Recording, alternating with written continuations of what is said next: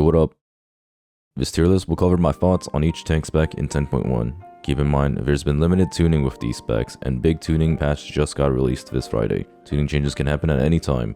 I've also done limited testing this PTR Psycho and have not spent nearly as much time as I have in the previous betas, so I'm not certain on all the optimal setups and how each tank feels in every dungeon or scenario. I've been focusing on pushing live M+ ranks these past few weeks instead of the usual PTR testing. With everything feeling rushed, I'm almost certain there will be much bigger changes to come. Things like bear rework is overdue and surely they'll do something about it. Copium. So starting with the tank that just got nerfed, Paladin. The nerfs received on Friday were massive. Sentinel uptime is reduced by about 20% and now provides 15% less max HP at full stacks. Sentinel was their strongest defensive cooldown. Paladins also received a minor defensive nerf all around. On top of this, Paladins have a weaker tier set than the rest of the tanks. Despite all these nerfs, Paladin is still by far the best tank. As the season develops, Paladins will scale to have similarly high Sentinel uptime with higher stats. Paladin tier set also gives them a good amount of extra Grand Crusader procs, and will feel quite nice to play. As with Season 1, Paladin utility and their ability to deal with any type of damage has been proven to be extremely overpowered. Little to no weaknesses when faced with any type of damage, unlike warriors with bleeds, bears with magic, or blood decays with high physical damage.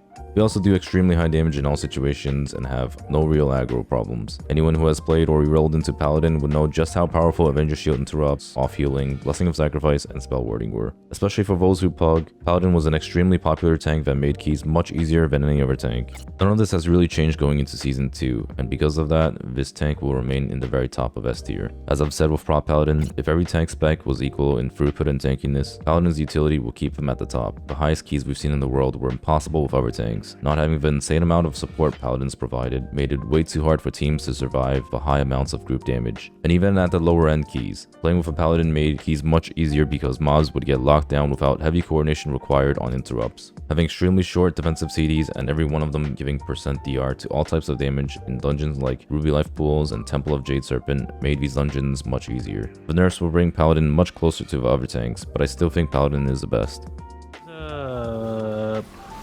Poison caster idiot that's just ruining our day, I think. Oh my god, Vicious Claw Mangle is so annoying. We just rolled. Well, good thing my class is still OPS. Holy sh. Brawl Warriors have seen some major ups and downs from beta till now. I still see Brawl Warriors as one of the best tanks when it comes to pure damage and tankiness. We've seen this spec throughout most of MDI and Race the World First, until Paladins got overbuffed. With their new tier set, they are looking very strong once again. Warriors will now spec into Bolster and into the Fray, giving them 100% block uptime, while having much higher haste. This tier set also bumps up their damage by quite a bit, making their rotation also much smoother. A lot less rage will be needed for keeping up block, and the increased haste will make them feel button mashy. From what I've noticed, there aren't too many nasty tank encounters like we've seen in Temple of Jade Serpent and Ruby Life Pools or Algafar Academy. With that said, I don't think Warrior will be as good as Paladin just because of how much support Paladin provides. But I do think they are a solid pick for 10.1, which puts them in a good A tier. Warriors will once again be the high damage tank that takes minimal damage with not a lot of self-sustain. If you enjoyed Warrior in Season 1, Warrior will be a bit stronger than before. I've personally had a lot of fun playing Warrior on PTR, and most of these dungeons should feel better as a Warrior. I'm bubbling, man. Oh, blind Ragey. Oh, wow. I sack bubble, sack bubble. Yeah. No way too. Everything kills your pets in every instance. Oh. Aren't pets supposed to be reduced damage taken from AoE? Like, oh.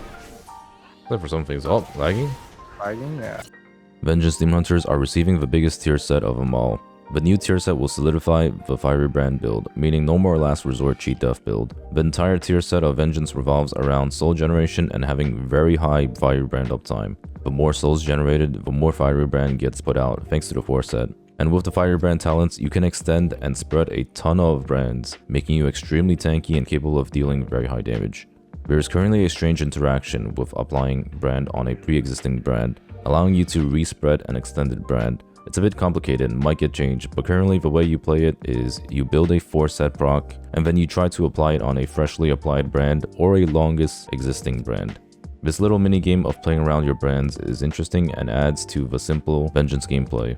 For my PTR testing, Vengeance has been doing some of the highest damage. Survivability feels a bit awkward because of the reliance on building a firebrand proc to get the pull started. But I feel like with practice and getting into a rhythm of understanding Vengeance's defensiveness, this class could be the best in pure throughput and tankiness. The biggest weakness Vengeance had of gaps in between defensiveness is now made up for by having brand up all the time. Similar to Warriors, I don't think they'll be quite as good as Paladin because of how much support Paladin provides, but I can comfortably put Vengeance at the top of A tier. This tank has seen the biggest glow up by far. Vengeance has felt awful to play in most of Season 1, but with Season 2 coming around, Demon Hunter players should look forward to playing your spec next season. Perma 40, yeah, you get perma 40% damage reduction, and this class just does insane amounts of damage because everything is fire damage now. The boss? It's kind of ridiculous. Wait, Mugen damage? Like, I'm just passively doing 50% more damage than last patch. Mugen's supposed to be S+ tier. Because, well, actually, no, it's a little bit less. I have 5% increased damage and 40% increased damage. I'll put Bear in B tier. It feels a bit lacking compared to other tanks, but it's not bad, especially if other druid specs fall out of flavor. Mark of the Paladin is an extremely good buff if there are no other druids in your group. I do feel like there should be some changes or reworks because of how out of place Bear talent tree feels compared to other tanks. But until then, I think Bear is a solid, simple, and basic yet effective tank that can work just fine. Oh boy, this poison. I don't have a deep poison. Same. Oh god. Vortex. Feel weird. Monk has not changed a lot and remains relatively a strong but niche tank. It is still quite a bit more difficult to play than other tanks and will feel squishy to most who play it. It will play almost entirely the same as Season 1 with the exception of Charred Passions looking to be stronger with Counter Strike because of the tier set. It still does very high damage, especially prio damage on AoE. Not too much to comment on with Monk since it stays relatively the same. But with the rise of weaker tanks, it's hard to put this class above the rest. Monk is anywhere between a low A and high B tier. Very capable of doing extremely high keys, but might not see as much popularity. It's also very rough for the average player to play Monk at the same level as the rest. Oh my god.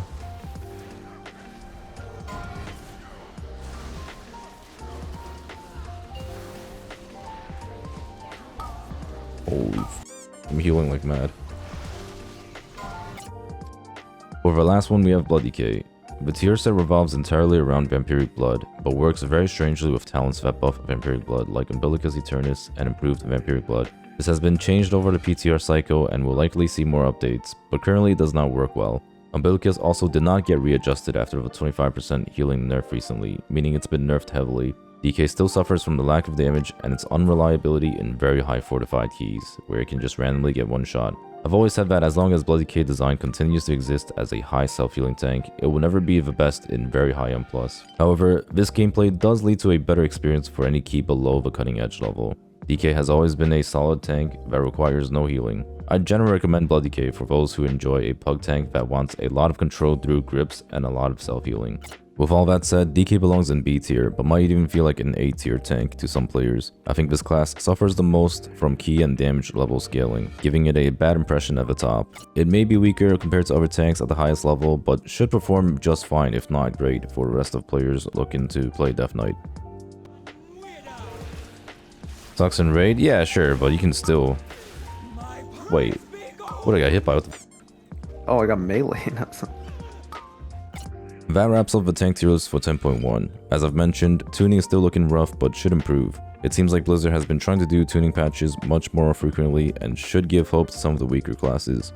To sum things up, Paladin is still amazing while being more in line with other tanks. Vengeance has received some of the biggest jump in power level. Bear is also a lot stronger. Warrior and Blood Decay received minor power jumps, and Monk stays mostly the same. That is all for the video. Stay tuned for more 10.1 content. Let me know down in the comments what you guys are looking to play and if your decision has changed or not.